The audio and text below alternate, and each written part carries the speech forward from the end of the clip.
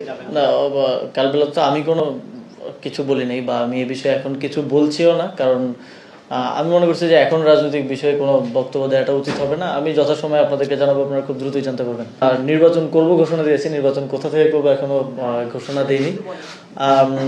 তবে আমরা শুধু আমরা দুইজন ছাত্র উপদেষ্টা না, আরও যারা সরকারের বিভিন্নভাবে জড়িত আছেন, আরও কেউ কেউ নির্বাচন করবেন এমন কথাও আছে।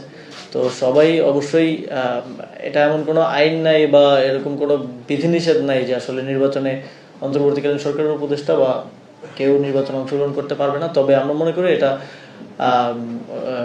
স্বার্থের সংঘাত ঘটায় এই পদে থেকে নির্বাচন করা। এই নীতিগত জায়গা থেকে আমরা মনে করি যে বা যারাই নির্বাচনে অংশগ্রহণ করবে তাদেরকে অবশ্যই